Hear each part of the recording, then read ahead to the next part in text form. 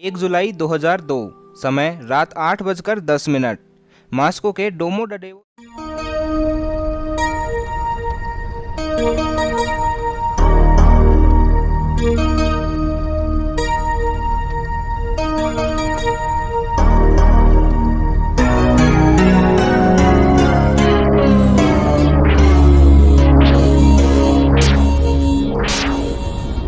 Airport पर 45 बच्चों समेत कुल 60 पैसेंजर्स फ्लाइट का इंतजार कर रहे थे। 30 मिनट बाद करीब 8:48 पर भेस्केरियन एयरलाइंस की फ्लाइट 2937 ने 60 पैसेंजर तथा 9 क्रू मेंबर के साथ मास्को से बार्सिलोना जाने के लिए उड़ान भरी। प्लेन ने स्विट्जरलैंड के एयर स्पेस में एंटर किया। ये एयर स्पेस एक private Swiss air space control company sky guide के द्वारा कंट्रोल किया जा रहा था। रात के 11 बजे कंट्रोल रूम में एयर ट्रैफिक कंट्रोलर के रूप में पीटर नील्सन अपने एक साथी के साथ मौजूद थे। 1 जुलाई को सुबह से लेकर शाम तक एयर ट्रैफिक के हिसाब से बड़ा बिजी दिन था, लेकिन रात के समय 11 बजे के बाद उस पूरे एयर स्पेस में मौजूद किसी भी एयरपोर्ट पर किसी भी प्लेन के लिए लैंडिंग शेड्यूल नहीं थी तथा उस एयर स्पेस से गुजरने वाला एयर ट्रैफिक भी काफ़ी हद तक कम हो गया था। इसलिए रात के 11 बजे पीटर का कलीग्स अपने वर्क स्टेशन की भी जिम्मेदारी पीटर को संभला कर ब्रेक के लिए चला गया। यानी पीटर अब दो वर्क स्टेशन की जिम्मेदारी संभाल रहे थे। जहां पहले रडार सिस्टम पर एयर स्पेस का ट्रैफिक शो हो रहा था तो दूसरे रडार सिस्टम पर एयरपोर्ट पर लैंड होने वाले प्लेन्स की मॉनिटरिंग की जा रही थी। 11:06 पर फ्लाइट 2937 ऑस्ट्रेलिया के ऊपर 36,000 फीट के एल्टीट्यूड पर उड़ान भर रही थी।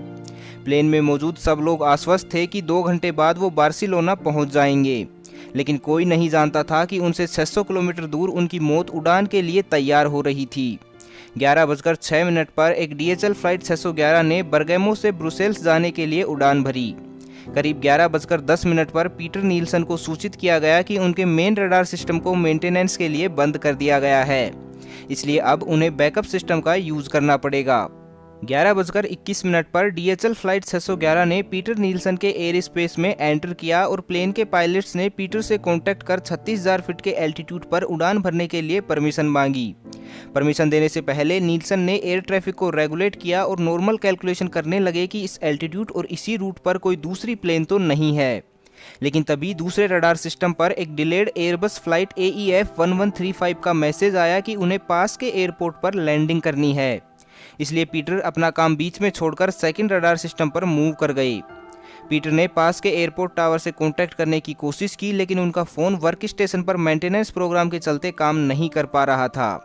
इसलिए वो फर्स्ट रडार सिस्टम पर वापस आ गए, क्योंकि अभी फ्लाइट AEF 1135 को लैंड होने में 10 मिनट का टाइम था।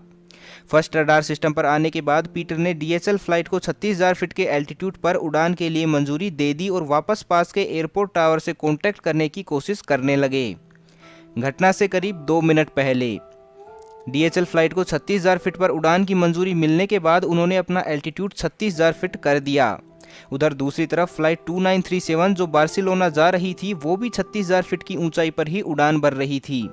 यानी घटना से 2 मिनट पहले दोनों प्लेन सेम एल्टीट्यूड पर एक दूसरे से 44 किलोमीटर दूर थी और साउंड की स्पीड से भी तेज स्पीड से एक दूसरे की तरफ आ रही थी। यहाँ समस्या की बात यह थी कि दोनों प्लेन्स का एयर रूट क्रॉस कर रहा था, यानी जिस स्पीड से दोनों प्लेन चल रही थी उसके अकॉर्डिंग स्विट्जरलैंड के ऊपर दोनों प्लेन आपस में टकरा सकती थी। घटना से करीब 43 सेकंड पहले एयर ट्रैफिक कंट्रोलर पीटर को स्थिति की गंभीरता का एहसास हुआ और उसने तुरंत फ्लाइट 2937 से कांटेक्ट कर पायलट्स को तुरंत ही डिसेंट परफॉर्म करने के लिए कहा। पीटर ने रशियन पायलट्स को निर्देश दिया कि तुरंत ही वो अपनी प्लेन का फ्लाइट लेवल 360 से डाउन करके 350 पर लेकर आएं। लेकिन इस निर्देश के 1 सेकंड बाद ही फ्लाइट 2937 का ट्रैफिक कोलिजन अवॉइडेंस सिस्टम या TCA सिस्टम बीप की आवाज़ के साथ बज उठा और पायलट्स को तुरंत ही प्लेन का एल्टीट्यूड हाई करने का निर्देश दिया।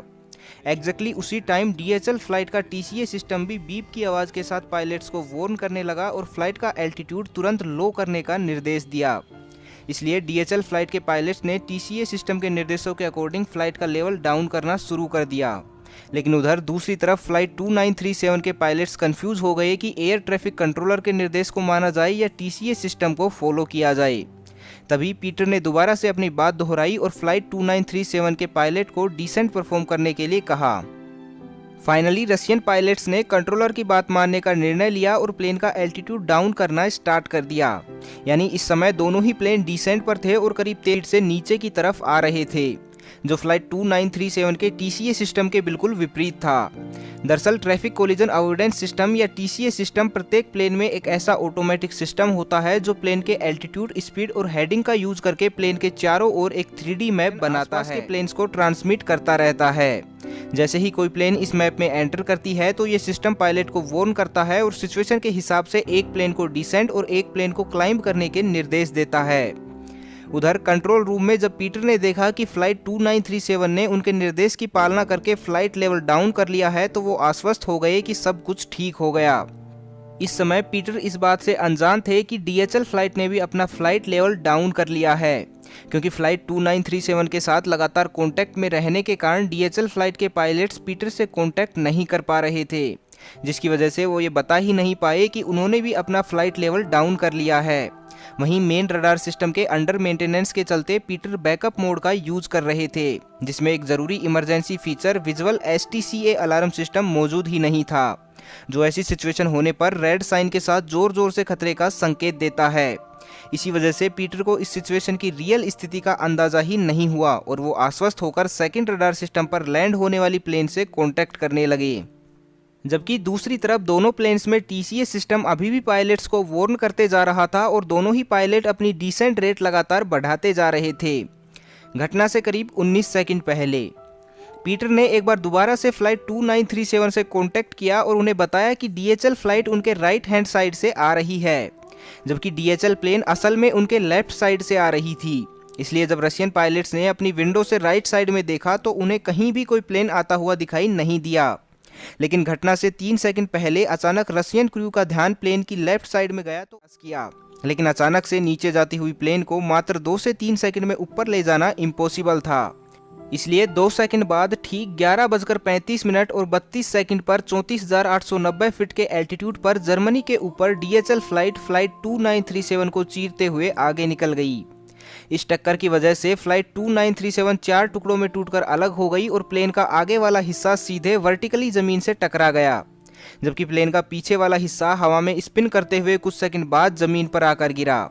ये टक्कर इतनी भयानक थी कि फ्लाइट 2937 में मौजूद 45 बच्चों समेत 60 यात्री और 9 क्रू मेंबर्स में से कोई भी सरवाइव नहीं कर पाया।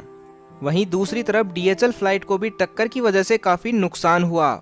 इस टक्कर की वजह से डीएचएल फ्लाइट की टेल पूरी तरह टूट चुकी थी और डीएचएल प्लेन अनकंट्रोल होकर हवा में स्पिन करने लगा। करीब 2 मिनट तक स्ट्रगल करने के बाद डीएचएल फ्लाइट घटनास्थल से 7 किलोमीटर दूर जंगलों में क्रैश हो गई।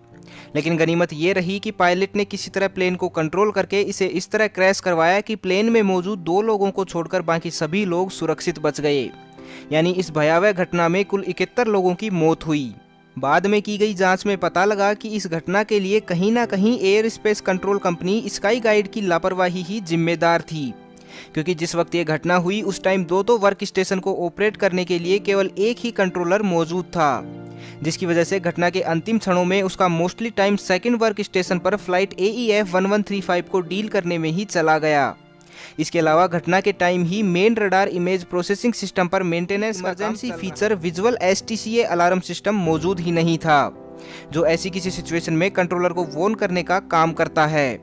इन सब के अलावा ground based optical collision warning system, जो 2 फ्लाइट्स के टकराने की सिचुएशन का अंदाजा लगाकर करीब टक्कर से 2.5 मिनट पहले ही कंट्रोलर को आगाह कर देता है कि इन 2 फ्लाइट्स के मध्य टक्कर हो सकती है, उसे भी मेंटेनेंस के नाम पर बंद कर दिया गया था। जबकि दूसरी तरफ पीटर नील्सन को इस बारे में कुछ पता ही नहीं था कि इस सिस्टम को ऑफ कर दिया गया है। मतलब पीटर नील्सन आश्वस्त था कि अगर ऐसी कोई सिचुएशन आएगी तो उसे 2.5 मिनट पहले ही पता लग जाएगा और वो सब कुछ संभाल लेगा। कुछ रिपोर्ट्स के अकॉर्डिंग जिस टाइम दोनों प्लेन्स तेजी से एक दूसरे की तरफ बढ़ रहे थे तो उस टाइम घटनास्थल से 1080 किलोमीटर दूर जर्मनी में एक एयर स्पेस कंट्रोल रूम में बैठे कंट्रोलर को इस सिचुएशन का पता लग गया था। लेकिन अकॉर्डिंग टू एविएशन रूल वो ऐसे किसी प्लेन से कांटेक्ट नहीं कर सकता था जो उसके एयर स्पेस से बाहर हो। इसलिए उसने करीब 11 बार पीटर नील्सन को कॉल करके वार्न करने की कोशिश की, लेकिन यहाँ मेंटेनेंस प्रोग्राम के चलते सब कुछ गड़बड़ हो रहा था, इसलिए वो पीटर से कांटेक्ट कर ही नहीं पाया। तो आपका इस बारे में क्या सोचना है कि इस घटना के लिए air traffic controller Peter Nielsen जिम्मेदार थे या स्काई गाइड कंपनी की लापरवाही? कमेंट करके ज़रूर बताइएगा। और अगर आप चाहते हैं कि मैं इस सीरीज का दूसरा पार्ट भी लेकर आऊं तो बस आपको कमेंट करके मुझे बताना है।